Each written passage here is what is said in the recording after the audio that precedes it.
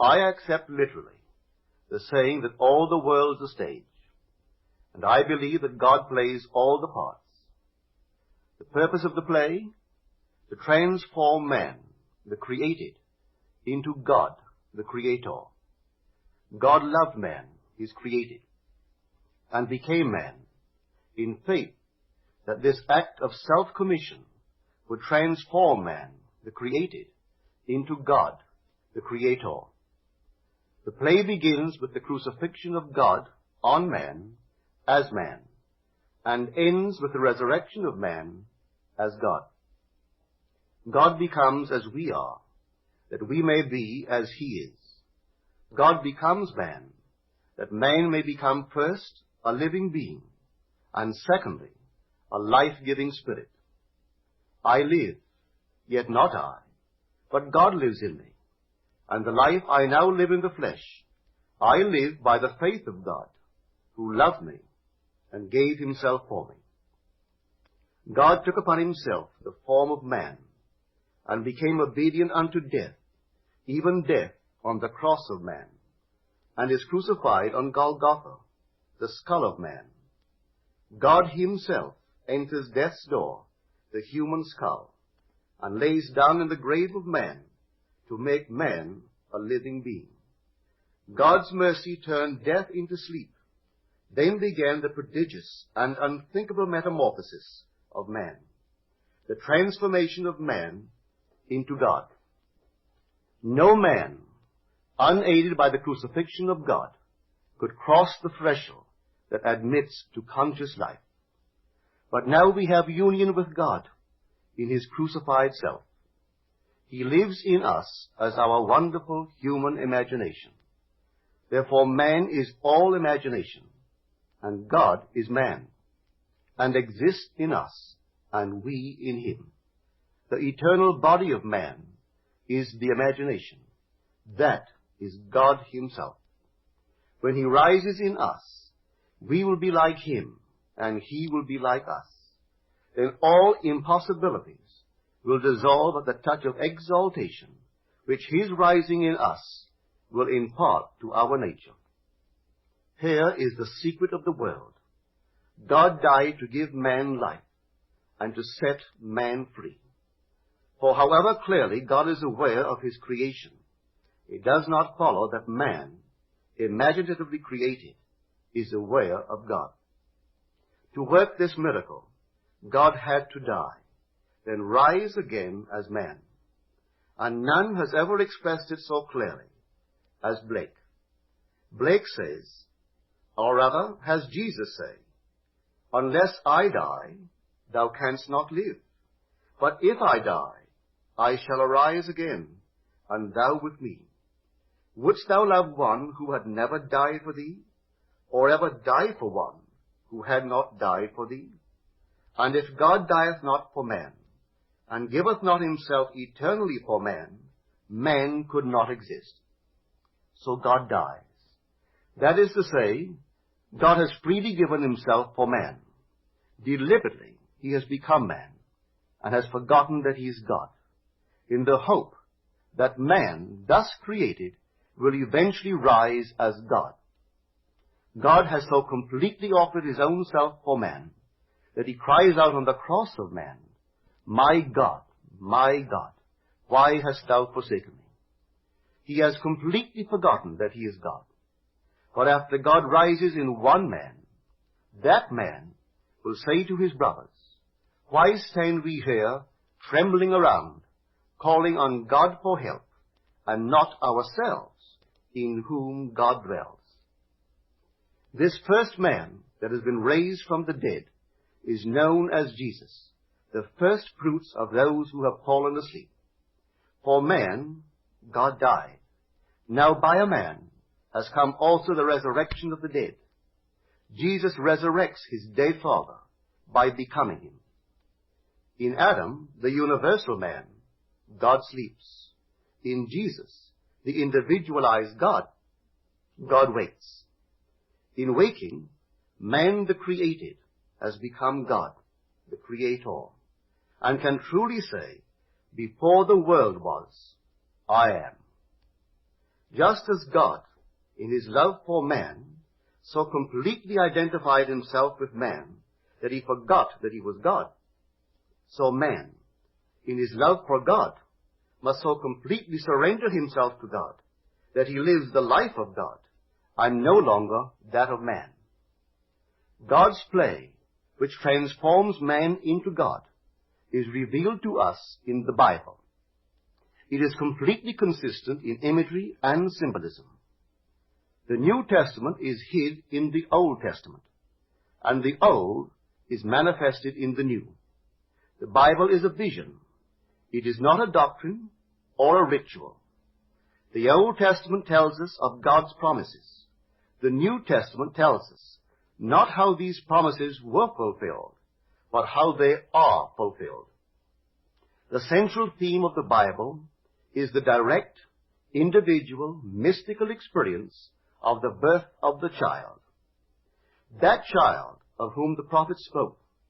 To us a child is born, to us a son is given, and the government will be upon his shoulder, and his name will be called Wonderful Counselor, Mighty God, Everlasting Father, Prince of Peace. Of the increase of his government and of peace there will be no end.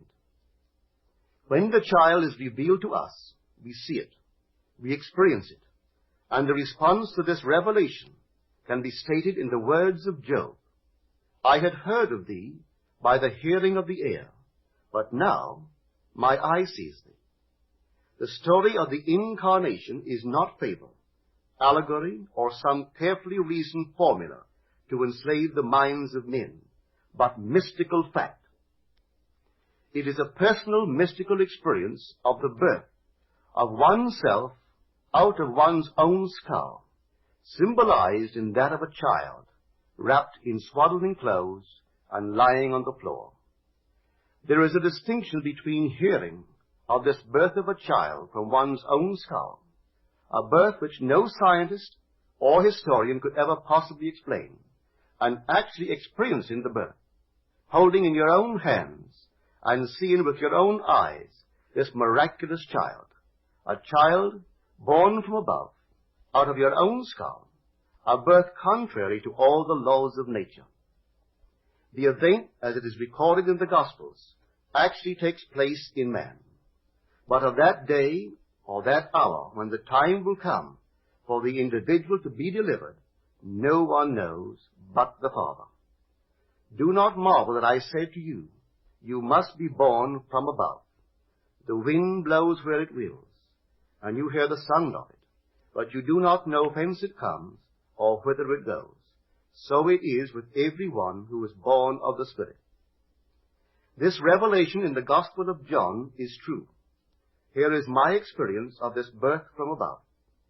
Like Paul, I did not receive it from man, nor was I taught it, but it came through the actual mystical experience of being born from above. None can speak truly of this mystical birth from above but the one who has experienced it. I had no idea that this birth from above was literally true. For who, before the experience, could believe that the child, the Wonderful Counselor, the Mighty God, the Everlasting Father, the Prince of Peace, was inwoven in his own skull? Who, before the experience, would understand that his Maker is his husband, and the Lord of hosts is his name? Who would believe that the Creator went in unto his own creation, man, and knew it to be himself, and that this entrance into the skull of man, this union of God and man, resulted in the birth of a son out of the skull of man, which birth gave to that man eternal life and union with his Creator forever? If I now tell what I experienced that night, I do so not to impose my ideas on others, but that I may give hope to those who, like Nicodemus, wonder how can a man be born when he is old? How can he enter a second time into his mother's womb and be born? How can this be? Well, this is how it happened to me. A heavenly dream in which the arts flourished was suddenly interrupted by the most intense vibration, centered at the base of my skull. Then a drama as real as those I experience when I am fully awake began to unfold. I felt myself within my skull, trying to force my way out through its base. Something gave way, and I felt myself move, head downward, through the base of my skull. I squeezed myself out, inch by inch. When I was almost out, I held what I took to be the foot of the bed and pulled the remaining portion of me out of my skull. There on the floor, I laid for a few seconds. Then I rose and looked at my body on the bed.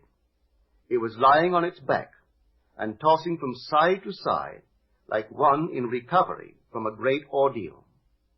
As I contemplated it, hoping that it would not fall off the bed, I became aware that the vibration which started the whole drama was not only in my head, but now was also coming from the corner of the room. As I looked over to the corner and wondered if that vibration could be caused by a very high wind, a wind strong enough to vibrate the window, I could not believe that the vibration which I still felt within my head was related to that which seemed to be coming from the corner of the room. Looking back to the bed, I discovered that my body was gone, but in its place sat my 3 oldest brothers. My oldest brother sat where the head was. My second and third brothers sat where the feet were. None seemed to be aware of me, although I was aware of them and could discern their thoughts. I suddenly became aware of the reality of my own invisibility. I noticed that they too were disturbed by the vibration coming from the corner of the room. My third brother was the most disturbed and went over to investigate the cause of the disturbance. His attention was attracted by something on the floor, and looking down, he announced, "It is Neville's baby."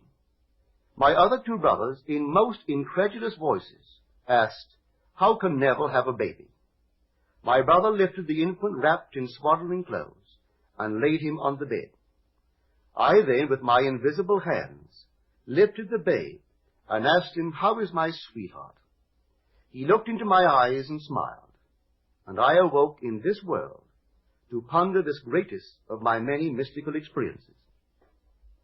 One other vision I will tell, because it bears out the truth of my assertion that the Bible is mystical fact, that everything written about the promised child is in the law of Moses and the prophets and the Psalms, and it must be mystically experienced in the imagination of the individual. The child's birth is a sign and a portent, signaling the resurrection of the patriarchs in the imagination of him in whom the child is born. 6 months after the birth of the child, a vibration similar to the one which preceded his birth started in my head. This time, its intensity was centered at the top of my head. Then came a sudden explosion, and I found myself in a modestly furnished room. There, leaning against the side of an open door, was my son David of biblical fame. He was a lad about 12 years old. What struck me forcibly about him was the unusual beauty of his face and figure. He was, as he is described in the first book of Samuel, ruddy, with beautiful eyes, and very handsome. Not for one moment did I feel myself to be anyone other than Neville. Yet I knew that this lad David was my son, and he knew that I was his father. As I sat there contemplating the beauty of my son, the vision faded, and I awoke. What conclusion can be reached from these mystical experiences, the chamber of man's imagery? In man's imagination are engraven every patriarch and character in the Old Testament, and that after the birth of the child, out of the skull of man, signifying that man's rebirth from above, there will begin the resurrection of the patriarchs. Each, in his turn, will be revealed as the son of the man who resurrects him. When all are resurrected from the dead, that man in whom they are resurrected will know himself to be of the Elohim, the God who became man, that man may become God.